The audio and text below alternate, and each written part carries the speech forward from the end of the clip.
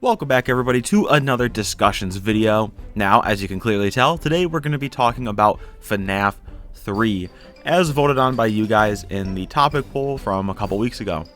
So, basically this video is just going to be a personal breakdown of FNAF 3, so my personal thoughts on it, and we'll go over stuff like my history with the game, gameplay, characters, story, just basic stuff like that. And then we'll end off the video with a fun little summary of FNAF 3, and something that I want to do in all my, I guess, game review videos. And I didn't FNAF 4 because I kind of forgot, but I want to have at least one change that I would make to the game. Like if I could go back in time and tell Scott Cawthon to maybe change this in the game to make it a little bit better, or in my opinion at least a little bit better, then what would that change be? So we'll have that in the video as well, probably closer to the end. And yeah, so without wasting any time on this intro, because I waste no time on the intros, we'll just get right on into this. But before we begin, I would really appreciate it if you guys went down and hit like and subscribe while you were down there, because I want to see how many subscribers we can get before the end of the year. So go down, subscribe, and yeah, anyway, with that, let's just jump right on into the video, and I will start with talking about my history with FNAF 3. So to start off with, like, my personal history with FNAF 3, there really isn't any to talk about. It's weird because with all the other FNAF games, I have at least some memory of when they came out, or like the hype around them. Obviously FNAF 1 when it came out, tons of hype. I remember that. You can't really miss it. When FNAF 2 came out, I actually played FNAF 2, not when it came out, but around the time that it came out. It was the first FNAF game I played, and it was still before FNAF 3, so a lot of memories with FNAF 2. I remember the trailers and promotions for FNAF 4, like, super vividly, and then I remember all of, like, Sister Location onwards. I remember all of those games coming out. I just have no memory of FNAF 3. Like, I knew Springtrap, but that was about it. Like, I don't remember it coming out. I don't remember any of the promotions or trailer or anything. I never watched anything on it back in the day, so I have like no history with this game until like up until like, I don't know, 5 or 6 years ago when I started getting into FNAF a bit more, and then obviously I started learning more about the games and stuff like that. But it was always one that I knew existed, but I just never had a connection with. And so I guess really my history with the game sort of starts with me playing it earlier this year, which is the first time I played FNAF 3, and thus far kind of the only time I played FNAF 3, but I played it earlier this year and I thought it was pretty good. I mean, I'm obviously going to get into more of it in this video, but overall I thought it was pretty good. And having played it for the first time, it is different to play it versus watching somebody play it, and I've brought that up a couple times in a couple of different videos, but it is different to actually sit down and play the game versus like sitting and watching somebody play it. So it was fun to play it, and I had a great time playing FNAF 3. I will say that I had an amazing time playing FNAF 3. So yeah, that's kind of it with my history. Again, it's a super brief section because there really isn't that much to talk about compared to any of the other FNAF games. So yeah, there we go. We'll move on to the actual review, I guess, of the game, and we'll start with talking about the gameplay. So with the gameplay, there's not really like a difference between any of the nights, so I'll just go over all of like everything gameplay wise just in one sitting. So every night you kind of have to do the same exact thing, which is fine because it's FNAF, but basically you have kind of two different things you have to worry about. You have the camera section, which consists of the camera systems, so the layout of the building. I don't really need to explain that any further. And it also includes a relatively new at that time feature of having vent cameras, so a separate section for vent cameras, because Springtrap can crawl through the vents. So you have this section of the regular cameras, that's where you see them, and then you have the vents, and you can also see him there, but it's a separate way for him to kind of get around the place quicker. And obviously, there's ways to help stop him, and so in the vent, you can actually seal a vent, but you can only see them one at a time. And on the main cameras, you have audio lures that you can use to kind of lure Springtrap to, I guess, away from your office, or to like more advantageous, whatever that word is, places that would be better for you, and so that he kind of just goes away.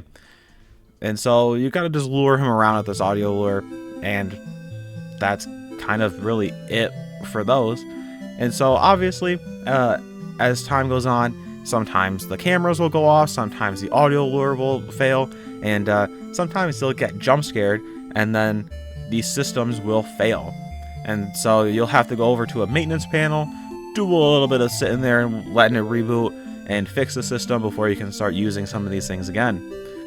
So it's a fairly basic amount of gameplay. I mean, I feel like it's a little bit more than the previous two games. There's a little bit more going on, but it's still not anything crazy like we would get in more like games later on. But I still think it's relatively well balanced. It's relatively fun. You can actually see Springtrap on the cameras and outside your office, so you know that's a good plus there. And all in all, like gameplay wise, it's pretty fine. It's pretty balanced for the most part. I think sometimes it can be a bit too easy, and sometimes it can be a bit too difficult. Like sometimes you can get like a triple jump scare and then you're just screwed.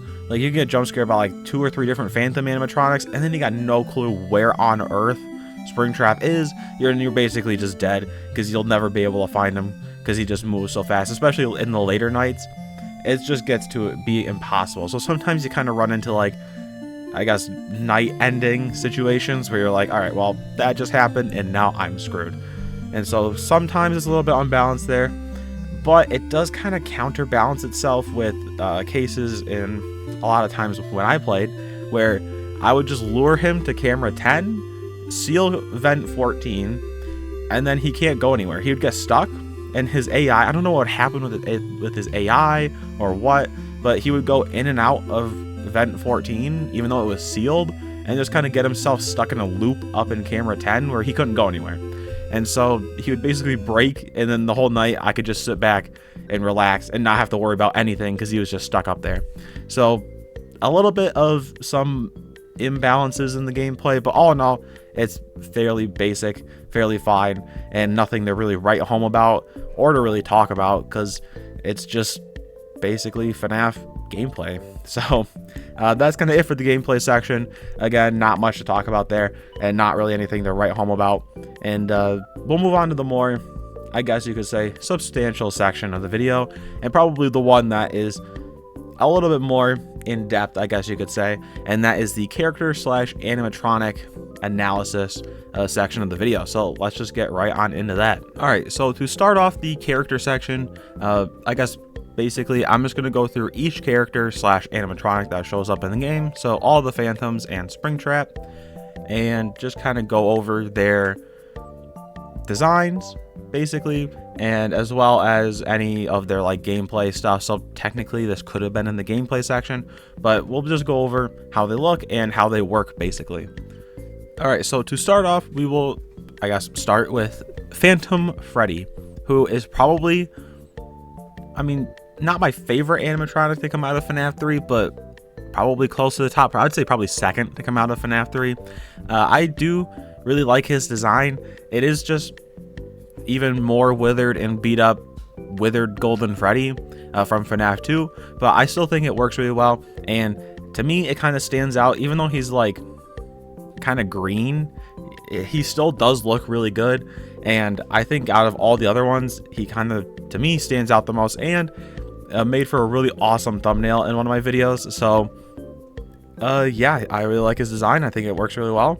And his, I guess, gameplay mechanic is he kind of like hobbles outside your office. You can see him going past in the window, and I'm not entirely sure how he works, but I think if you're looking at the doorway, or if you're looking at him when he's going by, he'll jump scare you.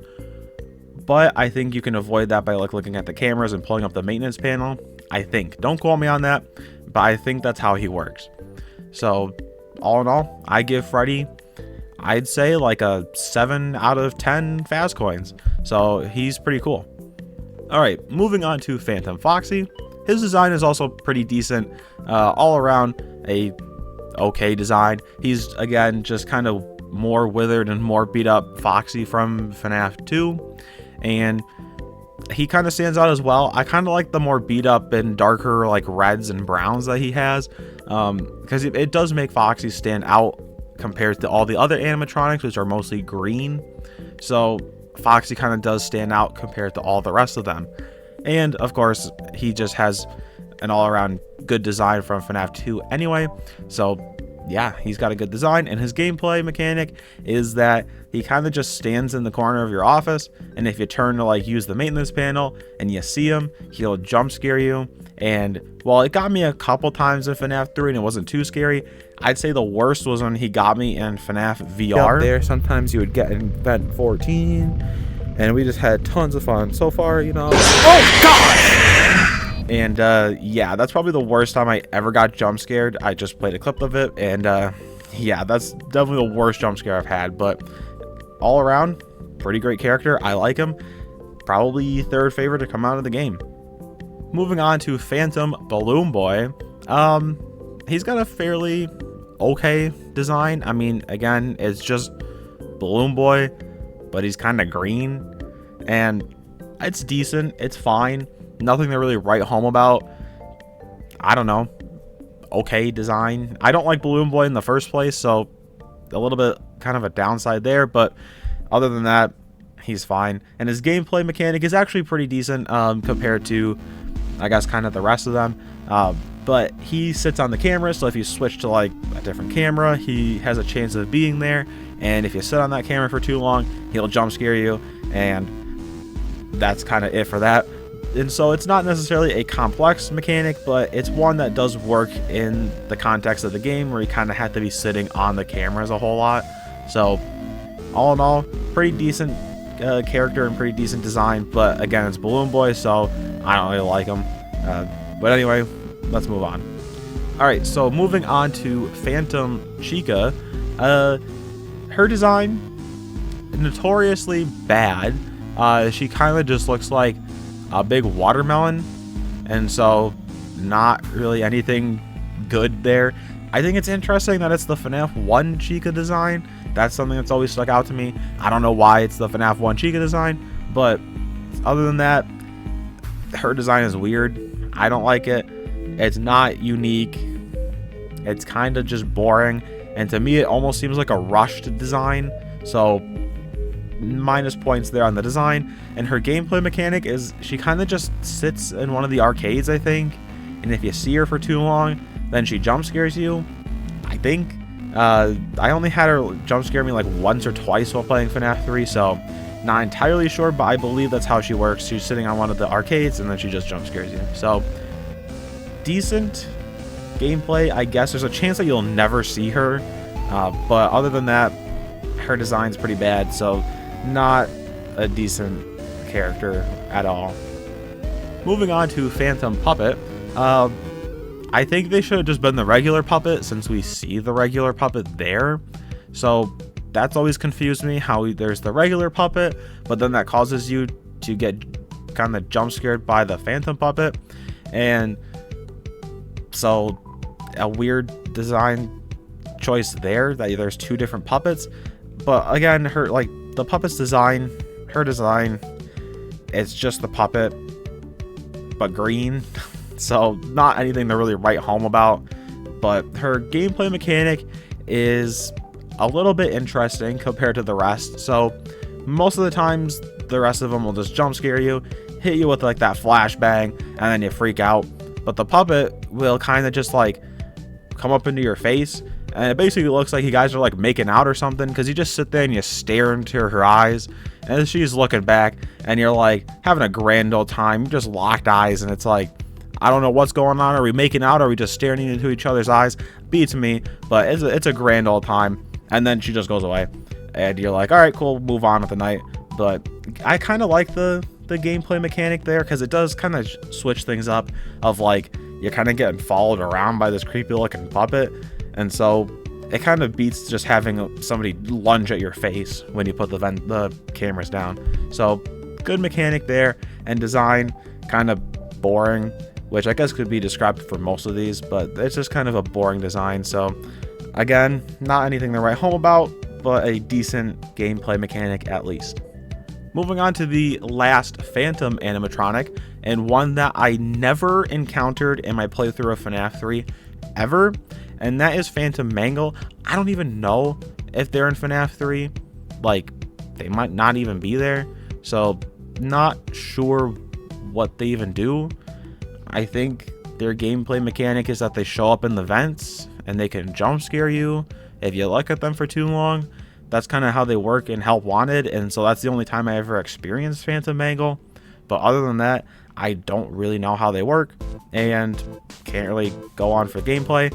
Design, it's just Mangle, but green, so nothing to write home about. I would say probably the weakest character in all of FNAF 3, because I never encountered them once, so very weak mechanic there, and yeah, not all that great of a character. Alright, moving on to the last character slash animatronic introduced in FNAF 3, we have, of course, the awesome, great, grandiose Springtrap. And obviously he is the best character in the game by far, both design and technically gameplay, because his design stands out. It's definitely in my top 5 favorite animatronic designs of all time. He has an awesome design, definitely stands out compared to even like new animatronics as well, like introduced more recently. He definitely stands out, and he is just awesome and menacing and cool, and I really like him, as you could probably tell. And so he gets like a super A+ on the design, especially when you get to see like the body that's underneath the suit. Really cool to see that in some rare occasions, and really adds to the sort of creepiness of his character. And his gameplay is sort of just a more basic gameplay of trying to make his way to your office, but he does go through the vents, which is pretty fun as well. And so he can kind of like lose you if he is going one way and then quickly switches his path to go through a vent and then makes it to your office, because all the vents basically lead to your office. So he's cool, and I like when he shows up outside of your office, either through the doorway or the window, where he's just kind of like staring at you menacingly, and he's really cool. And I like when he does that, because you can sit and have a good face-to-face conversation with the guy. And so all around, pretty great character. I like him, and I mean, who doesn't like Springtrap? He's cool. So great character, great design, great gameplay. And by great character, I don't mean what he did, I mean in terms of how he acts in the game. I just want to get that across before anybody goes and writes an angry comment. So that's what I mean when I say great character, in terms of how he works, and in the game he's kind of cool and he's like marching around. So I like Springtrap. He's pretty fun, and he's a great guy to talk to. So, and yeah, that's kind of it for all the characters, because there's not really anybody else. I'm not going to go over like Phone Dude or like Phone Guy or Michael Afton, because we don't really know all that much about how they work in the game. So, and there's not really much to work off of there anyway. But yeah, that's it for the animatronic characters. So we'll move on to probably the story next. So let's just work on the story next. So moving on to the story, again, I feel like this is going to be a little bit of a shorter section, because there's not as much to talk about, since these early games didn't really have that much of like a set in stone story. So basically, there's kind of 2 separate stories that take place in the game. You have the mini game stories where you walk around as the animatronics, and then you have the actual main story of FNAF 3 where you play as most likely Michael Afton, making his way through the nights until he burns the place down after night 6. So we'll kind of split this into 2 different parts. We'll start with the minigame section. So the minigame section comprises of about 5 different parts, and basically for the first 4, you play as one of the 4 main animatronics, either Freddy, Bonnie, Chica, or Foxy, and you walk around the pizzeria. You're doing your thing, you're kind of walking, and then each one is slowly lured by Shadow Freddy over to the back room area, and then Shadow Freddy goes into a safe room that is not mapped out on the animatronics programming, I guess, and so they cannot physically go in there because they don't think it exists. And so when they try to, nothing happens, and they turn and they leave, and William Afton charges them down, and they get taken apart, and he hopes that's what they desired, but he destroys the animatronics, and then potentially takes their endoskeletons to figure out how they work and how they move around, basically. to learn the secrets of eternal life and Remnant is sort of what's assumed by what he's doing.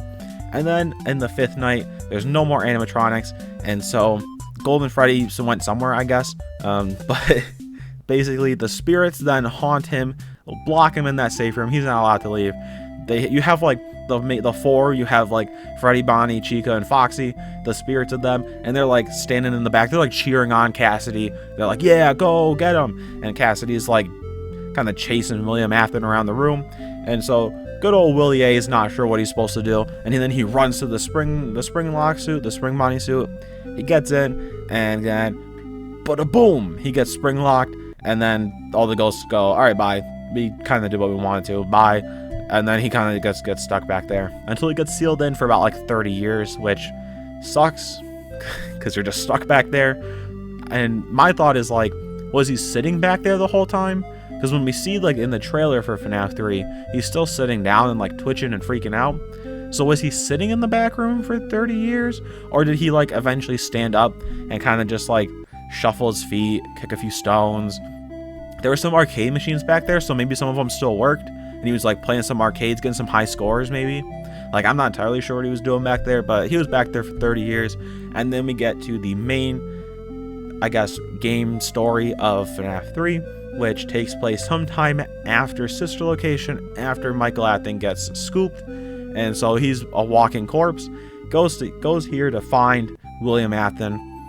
Basically, he goes there to find his dad, and then he does, and he stays there for 5 nights, going face to face with his dad. I don't know why he waited so long, but he goes through actually 6 nights, and then burns the whole place down, and presumably thinks his dad's dead. Well, obviously William Afton always comes back. He's never dead.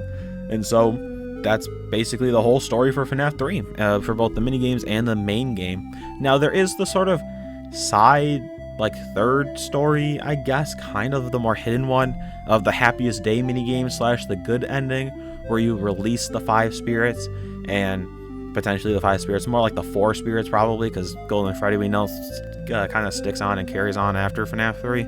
So you release the 4 spirits, and they're all happy, and they're all free, and they're all excited to be ridden of these animatronic forms. And so that's kind of assumed to be the true ending, is that you let the spirits go. And that's kind of the side, like, C plot of FNAF 3, is letting the spirits move on, basically. I almost forgot that, but then I remembered, so there we go. And yeah, that's kind of the whole story. So I think we'll move on to what I would change in the game, and then after that we'll do the summary. So let's talk about what I would change, the one change I'm allowed to do for FNAF 3. Alright, so I know I kind of forgot this in the FNAF 4 section, but I want to do this for all of my FNAF game reviews, at least the main ones. And that is one change I would make to the game. And so basically, like I describe it, if I could go back in time, sit down with Scott Cawthon, he'd let me sit down with him, and I said, "Mr. Scott Cawthon, sir, first of all, great to meet you. Second of all, I'm from the future, and here's one thing I think you should change for FNAF 3 to make the game even better." And then he'd be like, "Oh, of course, I'll change this." And then we would get an even better FNAF 3. I'm kidding, of course, but the change, so how this works is that I'm only allowed one change, and it cannot be anything crazy. Because sometimes you see people who are like, "I want to change this character design," or "I want to change this part of the game," and then they like basically rewrite the whole thing or completely change how a character looks. I think the biggest one is with Scraptrap. Everybody was like, "Oh, if we could just change Scraptrap's design to Springtrap, it'd be so much better." And I don't like to work like that. I'm like, we got to work with what we have. So I'm allowed one not insanely different change to the game that would basically change one small aspect of it. And typically the games I've covered so far have had some difference between like nights and sections of the game, but that's a little different for these early ones, since you kind of play a night and the night, play a night and the night, so there's not really different sections to change. So I'm only getting one change. I can't get more than that. And so I was kind of trying to think, what would be the one thing I would change in FNAF 3? Because there's really not a lot that I think I would change. I think all of it works fairly well and all around is pretty decent. I would say the one thing I think I would change is I would make Springtrap's design Scrap Trap's design. I'm just kidding. But I think the one change I actually would do is a little bit more of a subtle one, and it would actually be kind of adding a character to the game a little bit. And I wish we could have seen more of Golden Freddy in the game, because we really don't see Golden Freddy all that much. Now, there's the debate about whether or not Shadow Freddy or Golden Freddy are the ones that kind of sit slumped over in your office, because on the one hand, they kind of have the color scheme of Shadow Freddy, because there's a secret character that can show up in your office. And on the one hand, they kind of look like Shadow Freddy, but they don't have glowing eyes or teeth, which is a trademark of Shadow Freddy. And so people are kind of thinking, then maybe is it Golden Freddy? And so potentially Golden Freddy shows up, potentially it's Shadow Freddy. Not anything we can confirm, but I just wish we could have seen more of Golden Freddy in the game, since they play a decent role in terms of you are Cassidy. Cassidy is the one that scares Willie Mathen into the suit, and then we also see the Golden Freddy mask in the background in the bad ending, and it's presumably still there in the good ending, although we cannot know that for sure. And so I wish we could have just seen a little bit more of them, either as an Easter egg in the background or as an actual character. I wouldn't really care either way, but I wish we could have just seen more of them to know that they're actually there and not just like basically nothing to do with their character. So that would be my only change, but again, it's really not that big of a one. It's just adding a character in somewhere. So that's really it for this section. Again, just kind of a quick fun little thing to do that I think kind of makes these more reviews a little bit more fun and unique. So with that though, we'll move on to the fun and super duper fun, you guys are gonna love it, the summary of FNAF 3. And as I've been doing more recently, and this is going to be the common trend for all of my discussion videos, the summary section is going to be a fun, sort of story-driven summary of whatever I'm talking about. And so thus, we'll be having a summary of FNAF 3 with some voice acting. So I hope you enjoy this section, and you'll have to let me know what you think in the comments after the video.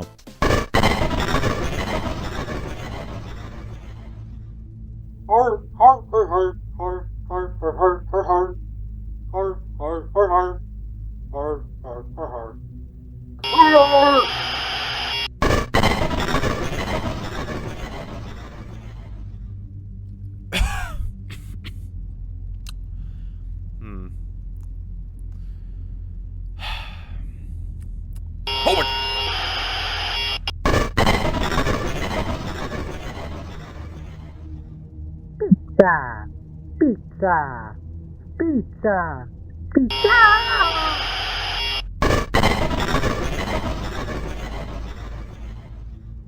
Yarg!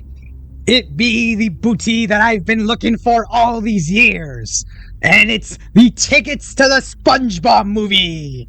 3 cheers, everyone! Hip hip! Blah!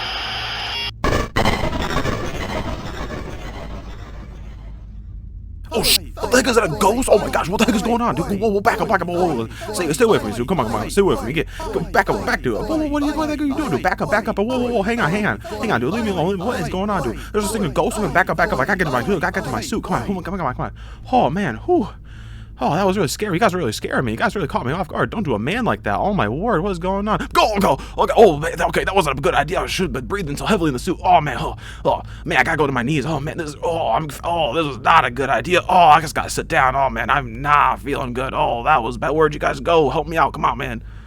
Alright, well, I hope you enjoyed that summary with voice acting from yours truly and from my good friend David, which some of you guys may know, but others of you won't know.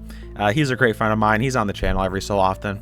So I thought it would have been fun to have him on here and provide some voices. So shout out to him. And yeah. Anyway, with that, that's going to be it for this video. It feels like a bit of a shorter one, a quicker one, because I feel like there really wasn't as much to talk about, especially personally, because I don't know. For me, FNAF 3 is almost like the middle child, like the forgotten one. Everybody knows FNAF 1. Everybody knows FNAF 2 for different reasons. And then FNAF 4 is the more like kind of standout-ish one, where it's a bit more unique, a bit more different, and a bit more fun. Whereas FNAF 3, I feel like it's just the forgotten middle child that had like the one hit wonder with Springtrap, and then everything else was just kind of like there. So I feel a little bit bad for it in that case, but it's also a fairly well-known game, so it's not like it's forgotten really, but you guys kind of know what I'm saying. But anyway, with that, we're calling it a close on this video, and so we'll do our little outro stuff. So after this video goes live, there will be a poll over on my community tab about what you guys want me to do next or cover next for my next discussion video. So you guys can go over there and vote on that. There will be a theory. You guys can vote on whether you want to see another game review or a FNAF VHS review, or there's always an other section that you guys can pick and leave your own ideas in the comments. So go vote on that so that I can know what I'm going to do for my next one. And yeah, with that, we'll do shameless plugs as we always do. So go check them out. My Instagram and channel membership are down below, so go check those out if you want to, but not really that big of a deal.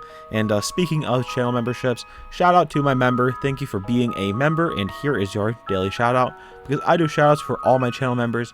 So if that's something you want, along with some other perks, you know, become one. Otherwise, again, not that big of a deal. And yeah, if you want to say anything, like if you want to say hi or leave your thoughts on the game, and leave your thoughts on the video, I guess, too, while you're down there, leave a comment and I'll go through and read them, because I like to read you guys' comments. So I'll go down and either leave a like and a heart, or leave a like and a heart and a response, depending on what you guys say. So go do that. And yeah, thank you for watching. I hope you enjoyed today's video, and comment Springtrap if you made it this far in the video. And with that, I will see you in the next one. Goodbye.